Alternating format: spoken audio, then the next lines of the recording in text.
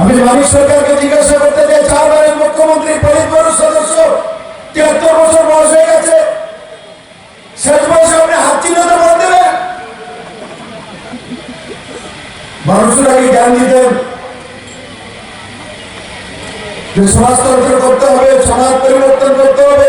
সমাজকে পরিবর্তন করতে পারেননি, আপনি পরিবর্তন হয়ে গেছেন কংগ্রেসের ভোট দেওয়ার জন্য হাত চিহ্নে।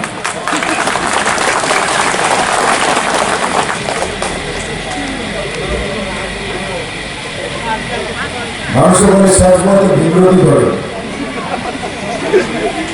আমি ব্যক্তিগতভাবে নারী ধর্মকে সম্মান করি,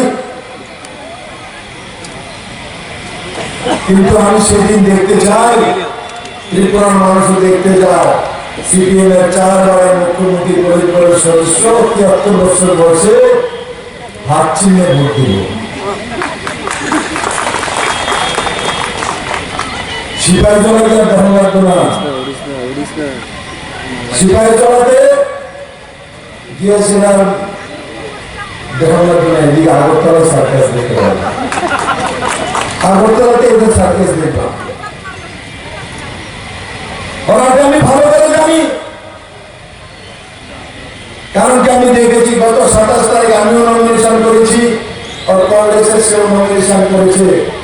সেই নমিনেশনের লাইনের দিকে আমি মানিক সরকারকে দেখি, তো দেখেছে মানিক সরকারকে হাঁটতে।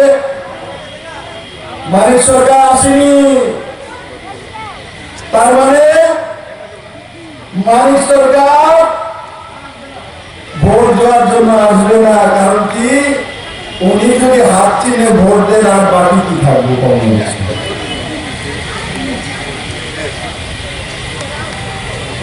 বন্ধুরা, এই তো ত্রিপুরা কংগ্রেসের অবস্থা।